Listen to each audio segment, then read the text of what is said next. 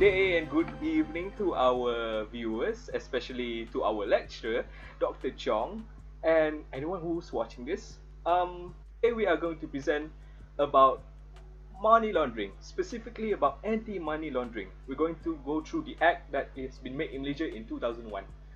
So, the root of the problem in Malaysia currently in these days, especially in this pandemic era, there's not enough money. Why does this happen? It's because in a direct and or indirect action from money laundering. Now, tell me this. Money laundering is defined as the illegal process of making large amounts of money through criminal activity. Criminal activity in this case can be in the form of drug trafficking or terrorist funding. Those are the criminal activities we must be taking care of. So, if only we have a law that will keep things under control. And that law is the Anti-Money Laundering, Anti-Terrorism, Financing and Proceeds of Unlawful Activities Act 2001. We're going to present today. I'm Abdul Hakim bin Azahar, and we have here Hello, my name is Muhammad Nur Aiman bin Omran. and Hello, my name is Nuraina Nisa binti Azman. and we're going to talk about AMLAFTA today. Let's begin the introduction. Hi everyone who watching. As introductions, we know that the AMLAFTA is a key legislation in Malaysia that we call it as the Anti-Money Laundering, Anti-Terrorism Financing, and also Proceeds of the Unlawful Activities Act 2001, and which this law is came into effect in the 15th January 2002 and was drafted as a legislation on 5th July 2001. And the AMLAFTA actually more discussed in terms of the offense itself, the money laundering itself, and maybe maybe not maybe, but the law actually stated about the steps that to be taken in order to deter the money laundering and the financing of the terrorism itself. And the AMLA actually has the broad investigation powers, including the powers to freeze and seize involving any assets from the perspective in terms of defendants and the suspect itself. And this act actually can be protected by her by she or her by she or by he or she that being discussed in their respective trial in the court. So yeah, next.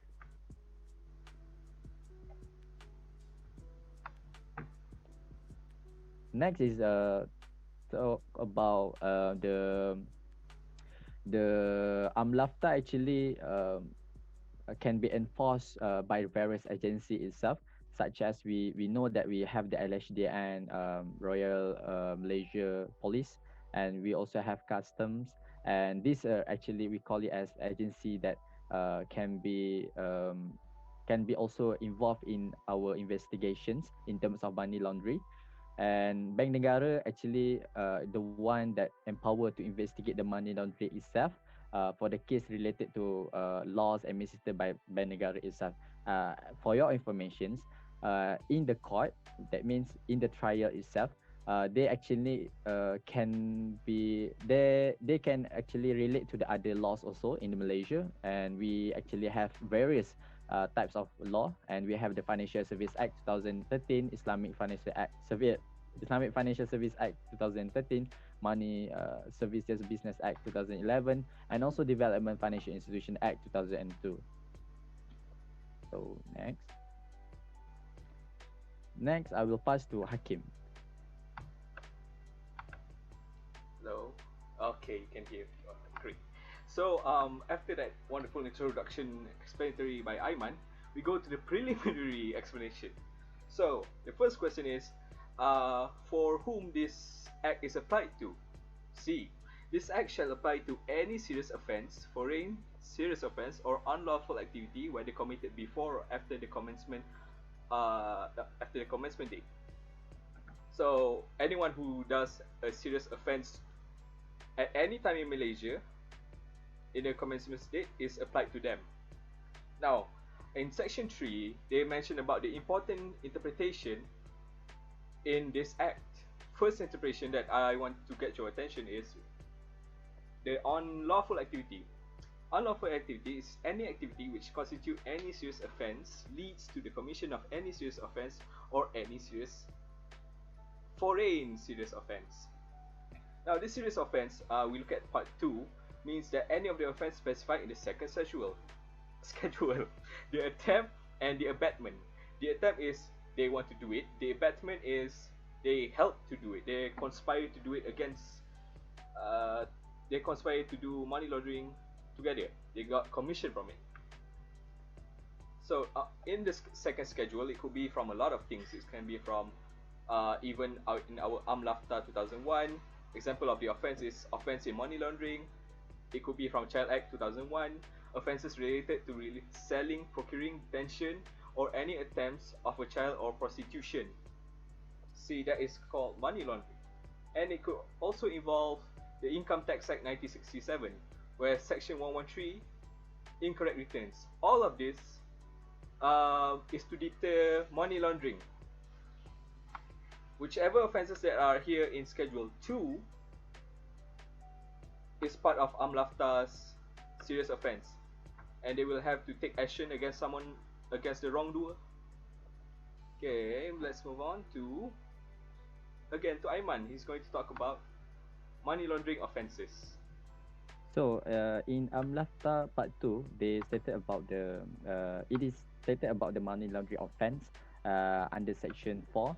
And as you can see, my quote is, don't do it, otherwise you will be imprisonments in terms of for the terms of not exceeding 15 years, and it is actually shall also be liable to fine and not less than 5 times of the sum or more. And maybe it can be could be more to the 5 million ringgit, which is higher. So this law section 4 of the AMLAFTA stated about the offense itself. So don't try to do it, otherwise you'll be charged for this law itself. Next. So in the part 2 also mentioned about the offense of the structuring transaction to evade reporting requirement. So evade means what? Evade means avoid.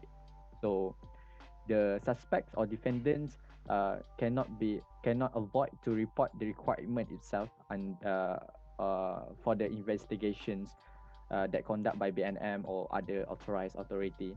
So they need to actually disclose in terms of under section 4A subsection 3 on LAFTA 2001, in terms of value of money, the total value of the transaction, the period of the time over which the transaction took place, and the interval of time between any transaction happened in the activity, and last but not least, the location itself, so that the investigator know the details about the crime activity itself.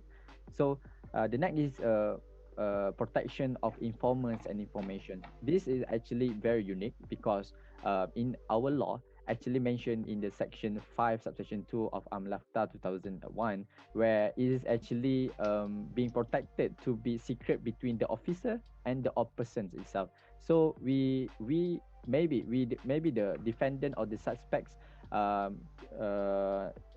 will not be worried anymore, because they actually being disclosed and protected by this law. And under section 5 subsection 3 also mentioned about the suspect actually need to tell the truth, not the false information itself, otherwise it will false under this section or be charged for this section also. Next is okay, part 3 actually mentioned about the financial intelligence. When we talk about the financial intelligence, for your information, in Bank Negara Malaysia, they actually establish one department named as the Financial Intelligence Unit, FIU. So this FIU actually the department that have the responsible to manage and provide the comprehensive analysis on the financial intelligence receiving related to money laundering activities and also the terrorism financings. So FIU is very important um, to actually cater these money laundering activities. So part three is actually for the first one is actually talk about the function of the competent authority under section 7 subsection 1 of AMLAFTA actually mention only the Minister of Finance may order to publish the Gazette. So Gazette means like a journal or a newspaper um, that to be announced to the public so that the public know about the activities happen in our country itself. So uh, in the part 3 also mentioned about the provision related to the competent authority in which by according to section 8 subsection 1 of LAFTA actually mentioned about only the Minister of Finance may upon recommendation means the Ministry of Finance only the authorized person to be recommend under their gazette itself. It cannot be anyone who need to amend the gazette itself. So next is about the communications to foreign state. Actually, during the investigation itself, Bank Negara or any other authorized authority itself can get the extra informations to add to our foreign states itself under such as under section 10 subsection 1 AMLAFTA 2001 mentioned about Minister of Finance may enter into agreement in which that um, uh, it is need to be black and white so that the government can contact with the foreign states so we can have reasonable grounds to the suspect and it is actually to be relevant to our investigation soon. So yeah, next. Next I will pass to Aina. Okay. Okay, hi. So I will explain about part 4, report obligation. So under report obligation, they need to implement uh, anti-money laundering risk management that commensurate with the level of money laundering and terrorism financial risk. They need to conduct customer due diligence and keep the proper record on the customer and transaction. Other than that, under this part, they need to implement the compliance programs such as report suspicious transaction and report cash threshold for that any account transaction exceeding 50,000 or whichever amount specific. So under this part, they have a section 13, which is a record keeping by reporting institution. Under this section, the reporting institution should keep record of any transaction that involving local currency or foreign currency in excess of the amount that already prescribed to the competent authority. Okay, the data that reporting institution should be in the form of specific with information such as the identity, the address of the person that responsible for conducting the transaction. So reporting institution can be in many sectors such as banking, commercial or international bank, can be insurance bank, can be any company. Okay, next.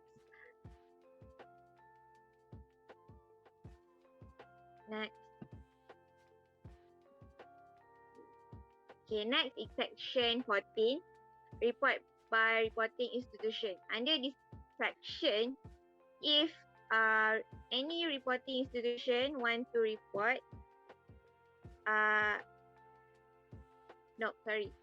any institution that should immediately report to the authority competent if they see any suspicious transaction, such as the amount of money more than amount the amount prescribed of the bank account.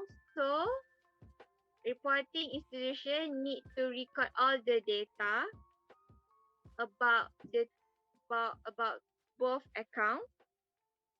If they suspect the account proceed of illegal activity. So if they saw the transaction, so next is section 60 customer due diligence. Under this section, the reporting institution must maintain the account of the nominee, the name of the account holder. So account holder that they suspect cannot do any transaction, cannot open a new account, cannot transfer money because they need to freeze the account until the competent authority take action of their account. So if reporting institution want to report about the account, then must know who is he, where he stay, okay, what he's doing about the money, about the transaction. They need to have all the data before report institution report to competence authority. Okay. Next, I will pass to Hakim. Okay, now we're going to get into the investigation part of the Act of AMLAFTA 2001. So, we talk about part 5, investigation. Now, for this part, Aiman mentioned about the competent authority, right? So, this is an example. The investigation of offences may be conducted by various enforcement agencies, including PDRM, BNM, or other competent authority appointed by AMLAFTA. So, for example, if BNM handles the issue that relates to the Financial Service Act, then BNM is the competent authority for these types of offences. Let's say there's a bank issue, so that will be a BNM BNM has to handle that issue lah. But not in BNM the higher authority. No, it is actually by the investigating officer.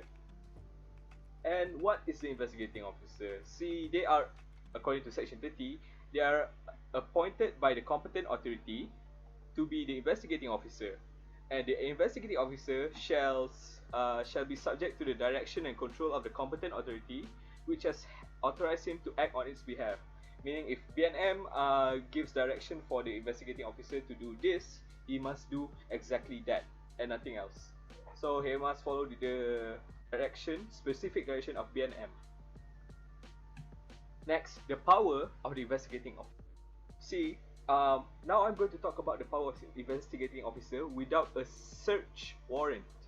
See, without a search warrant, the investigating officer can stop, enter, board, inspect, detain, and search any conveyance for any property, document, or information. Meaning, they can come into your house without a search warrant and get the information that they want. As long as the information must be listed down, signed, of what kind of information he has detained. It must be in record. Next, see, that's how powerful they are. You can just enter your house and steal information.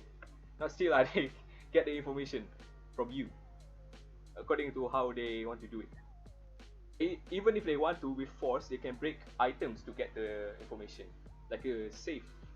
You can break the safe to get the money. Next, examination. When you detain the wrongdoer, you want to examine him, right? So you have to follow section 2, section 3, and section 4. And section 2, 3, and 4 is just them inviting the suspect over to have a interview, and the suspect must answer the question truthfully and honestly. Next, I'm going to give you an example of the what's the next? Next is an example of the process.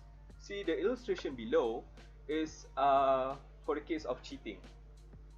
Okay, let's go through one by one. This is an example of case offense investigated under AMLA, cheating. Investigation on cheating belongs to the under the penal code. So anything that's under the penal code is relates to the Royal Malaysian Police. So the Royal Malaysian Police acts as the competent authority, meaning the Royal Malaysian Police investigating officer is a policeman. Now, then investigation on the proceeds derived from cheating. Case investigated under AMLA means the police are investigating him lah, and then the suspect is prosecuted in court, and the relevant agency changes to the Attorney General's chamber. And finally, investigation and prosecution of any serious offence and proceed derived from illegal activity are under purview of relevant law enforcement based on the provision of related law. Meaning, uh, the relevant agency may change based on what law he has been committed and what are the part of the process they are going through. So next, after we found out that the suspect is doing something very wrong, we can seize their assets. And Aina will explain about this one now. Okay, next part is freezing, seizure, and forfeit. Okay, under section 44, if suspected of engaging in money laundering or using the money to fund terrorism, the Enforcement Agency has the power to freeze any of the person charged property, no matter where the property is located. And the frozen property cannot be disposed at all. Okay, but if the person found not guilty, all orders made shall cease to have effect after 90 days. 90 days. Okay, if the person found not guilty. Okay. Next is section 45. Under this section, during investigation of into the offences of money laundering, the mover party may be seized if it approved and there are reasonable ground that the mover party is involved in illegal activities. So, the person, if it charged, is found the person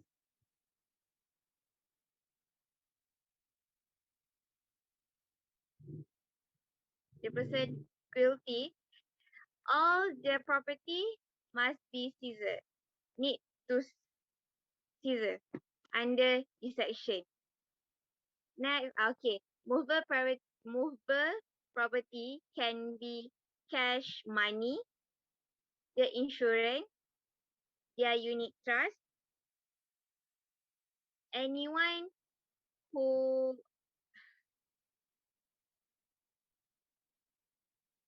okay, sorry. Next, under section 51, where seizure of immovable property.